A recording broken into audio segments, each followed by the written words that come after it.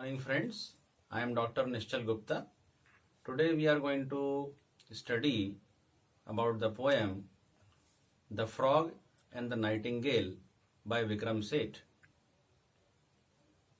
So, firstly I would like to tell you that the poem The Frog and the Nightingale is an allegorical poem. It is an allegorical poem. An allegorical poem has two meanings, that is a literal meaning and a symbolic meaning. Literal meaning means when we read this poem, the meaning which we derive is literal meaning. And symbolic meaning means that the characters in the poem, they stand for something, they signify something. So in this poem, we'll see that there is a literal meaning as well as symbolic meaning in the poem. This is one thing. Second thing is that this poem is a fable. It's a fable and it has a moral. So it is fable because the characters in this poem, they are a frog and a nightingale. And the moral of the poem is that one should have knowledge about our strengths as well as weakness. This is one thing. Second is that we should be self-confident. We should not rely on others for their appreciation, or we should not feel flattered even if there is some appreciation. In the poem, we are going to see that how a cunning frog manipulated an innocent nightingale who was a very melodious singer, and how that frog, he manipulated the nightingale by his trickery, by his clever-mindedness. This is all we are going to see, and the poem gives us a message that we should be self-confident. We should be aware of our strengths also, and in the poem, that nightingale was very much capable. She was a good singer, she was a melodious singer, but she had no confidence. That's why she meets her end. Now, the poem starts like this. Once upon a time, a frog croaked away in Bengal bog. Every night from dusk to dawn, he croaked on and on and on. Other creatures loathed his voice, but alas, they had no choice, and the crass cacophony blared out from the sumac tree, at whose foot the frog each night minstrelled on till morning night. So in this stanza, the poet is telling us about the location where this place was situated. The place is called as this Bengal bog. There is this poem is all imagination, and the place mentioned here is Bengal bog. And there lived once upon a time there lived a frog who was very fond of singing. But he was fond of singing, but other creatures in the place, in the town, they were fed up of singing of this frog. It is clearly mentioned here that other creatures loathed his voice, but alas, they had no choice. Loathed means they hated his voice, but they had no other choice, so they had to tolerate that. Now, second stanza starts like this. Neither stones nor prayers nor sticks, insults or complaints or bricks, stilled the frog's determination to display his heart elation. Again, in these lines, the poet is telling us about the haughtiness, about the adamancy of that frog, who was so confident, but he had this wrong impression in his mind that he is a good singer. So in this line, it is mentioned that even people, that frog was so determined to sing that even people, when people used to throw stones or stakes, insults or complaints or bricks, all these things had no impact on him. He used to continue singing. But one night, a nightingale in the moonlight, cold and pale, perched upon the sumac tree. Sumac tree is a tree, is an ordinary tree. So one night, what happened? A nightingale. Nightingale is a bird which sings beautifully and melodiously. So one night, that nightingale arrived on that tree, and she started singing. So the frog was also there. So he was dumbstruck. He was surprised that who is this creature, who is this bird, and who is singing beautifully. So what happened? Other creatures also, when they heard the beautiful voice of this nightingale, they also came near to that sumac tree. Other creatures of the Bengal bog, they also arrived near the sumac tree, and they listened to the melodious voice of that nightingale. It is mentioned here, dumbstruck sat the gaping frog, and the whole admiring bog stared towards the sumac. It means, dumbstruck means they were all shocked that who is this creature who is having such a beautiful voice. So they were surprised by seeing the nightingale singing. Then and the whole admiring bog. Admiring bog here stands for Bengal bog, people of Bengal bog. So they were all admiring the beautiful song of nightingale. And when she had ended, clapped, ducks had swum and herons waded to her as she serenaded, and a solitary loon wept beneath the summer moon. So all are these, you can say, creatures of that Bengal bog. It is mentioned here, ducks, herons, then a loon. So all are these the creatures of that Bengal bog. And toads and teals and tiddlers, captured by her voice, cheered on and raptured. In these lines, it is mentioned that toads and teals, these are all creatures, and tiddlers, they are all creatures, and they were captured by her voice, cheered on and captured. Means they were highly appreciating the beautiful voice of nightingale.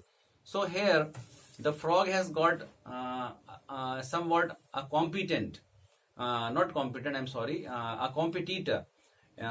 So the frog was very much worried that he has found a competitor in the form of nightingale, and he wanted to eliminate that competitor from his territory. So he had a plan which he later executed. Then we can so the nightingale once more, quite unused to such applause, sang till dawn without a pause. So here it is mentioned that when this nightingale, who was very innocent, she had never heard such a huge applause, people admiring her. So she was she was unused to such applause, sang till dawn without a pause. So she was highly motivated, she was very much happy. So she was so happy that she continued her singing till dawn without a pause. So she continued singing the whole night. Next night, when the nightingale shook her head and twitched her tail, closed an eye and fluffed a wing, and cleared her throat to sing, she was startled by a croak. Now, in these lines, it is mentioned that that nightingale next night, when she was preparing to sing, that cunning frog arrived at her place, and he introduced himself. And then what happened, just see. He said to the frogs, asked this nightingale, and he told her that he is a trainer, and he can train this nightingale, and by that training, that nightingale can improve her singing. So this nightingale was very innocent, and she somehow got impressed by the frog, and she accepted his offer, and she volunteered, and she requested the frog to impart her training of singing. And this is all what this frog wanted. And just see how now the things go. Yes, the frog. He says, "You see, I am the frog who owns this tree in this bog. I have long been known for my splendid baritone, and of course, I wield my pen for bog trumpet now and then." So here, the frog is trying to create impress the nightingale, and somehow he is telling that he is an expert in singing, and he is very much famous in this whole town named Bingle Bog. Now, in this stanza, "Did you like my song? Not too bad, but far too long."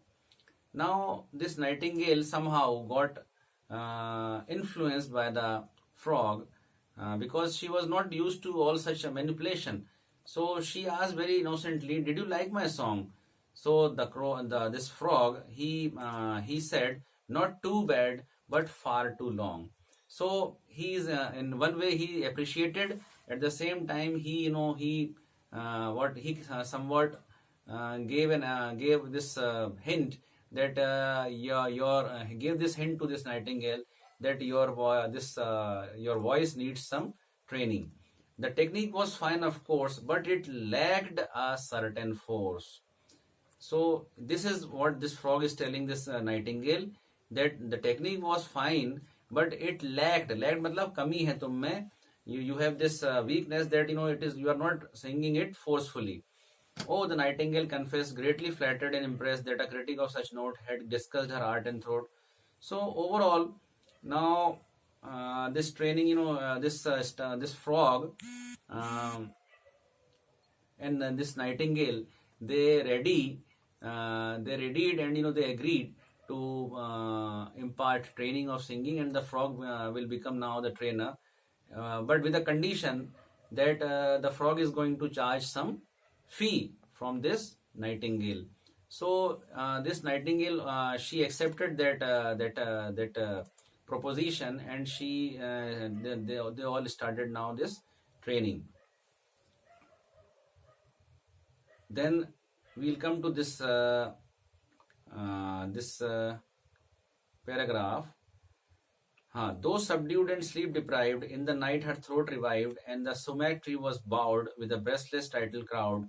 Owl of Sandwich, Duck of Kent, Mallard and Melody Trent, Martin Cardinal Mephisto, and the Court of Monte Cristo, ladies with tiaras glittering in the interval sat twittering, and the frog observed them glitter with a joy both sweet and bitter. So now their training started, training of this music started, and soon, although it was there was no impact of frog's training, but since this nightingale was obviously naturally a beautiful singer, that resulted in other creatures getting influenced, getting attracted, and they started coming to that sumac tree to listen to the song of this nightingale. And this frog, who is very cunning, he started charging fee as revenue, or you can say ticket, from all the people coming to listen to Nightingale's song, and that was his source of earning. Right. Then every day the frog who sold her songs for silver tried to scold her, "You must practice even longer till your voice like mine grows stronger." Now again see this line. Here it is clearly mentioned that this frog is very clever, is very cunning. He is collecting all the money, he is keeping all the money. At the same time, he is scolding. Scolding means criticizing, rebuking, reprimanding this bird, this innocent bird. What he is saying, you must practice even longer. You must practice even longer till your voice like mine. Like mine means he is appreciating, he is self-appreciating, he is boasting. And he is saying that, look, I am such a beautiful singer and you are nothing before me, and Nightingale must practice like me and your voice must be strong. Now he is giving some suggestion also, and such a funny suggestion, you just see. In the second song, last night, you got nervous in mid-flight. And my dear, lay on more trills, audiences enjoy such frills. So, as an expert, although he's nothing, but as an expert, he's giving advice to this Nightingale, innocent Nightingale, and this is how he is manipulating. And one more thing is very important here. We must aim for better billings. You still owe me 60 shillings. So here it shows that the frog is simply interested in making money, and he is ready. The frog is ready to ready for anything to be happen to this bird, and he is more interested in making money. That is why he is saying we must aim for better billings. You still owe me 60 shillings. 60 means 60 shillings is a form of currency. And he is saying, the frog is telling this nightingale that you must sing, and you must increase your audience. We need more public to come, and you have to pay me.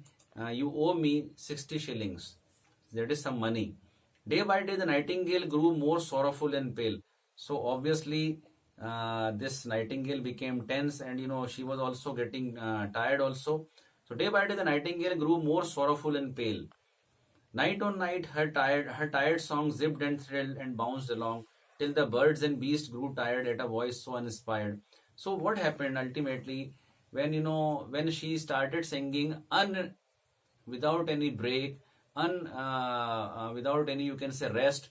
So that affected her voice also, and later on this bird somehow got affected voice, means her voice became you can say uh, affected.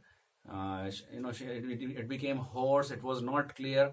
So that ultimately had impact on the audience also, and the audience is, the number of audience also declined. Now now we have to see this. Now the frog puffed up with rage. So this was not acceptable to the frog, because he wanted to earn only money from this whole scenario. So here it is mentioned, now the frog puffed up with rage. Rage means anger. उसको बहुत गुस्सा आया, because he was simply interested in money, and that money flow had declined. So he abused this bird by saying, brainless bird, you are on the stage. Use your wits and follow fashion. Puff your lungs out with your passion. So he is somewhat here, the frog is reprimanding this bird, and he is saying, you are brainless, you are stupid, you are on the stage, use your wits and follow fashion. Means he is what he is suggesting. The frog is suggesting the nightingale that you have to sing latest songs, or you can say use puff your lungs out with your passion. Means he's saying that you have to you have do more hard work, and you must sing loudly, so that other people should also come, and they should come to your show, so that we can earn money. Now what happened? Blind with tears, the nightingale heard him out in silence, tried, puffed up, burst a ween, and died. So this bird finally, she was very stressed, she was very tense, she was very tired. Ultimately, when she tried to sing with a force, or you can say puffed up, when she tried to puffed up, then she somehow she burst a vein, and that is a vessel, and she ultimately died. Said the frog. Now the frog, he is unaffected, he had no emotions. He simply said the frog, I tried to teach her, but she was a stupid creature. Now see here, the dog is not at all concerned with the death of this nightingale, who used to earn money to this frog. But even at the death, he is abusing, he is saying wrong words. What he's saying, the frog is saying, she was a stupid creature. Means she was a fool, far too nervous, far too tense, far too prone to influence. This line is very important, because somehow this line gives us this message that we should not be prone to influence. Means we should not rely on people. If people appreciate us, for no reason, then we should not get flattered, and we should what? We should have self-confidence. Well, poor bird, she should have known that your song must be your own. Again, in this line, the frog is what?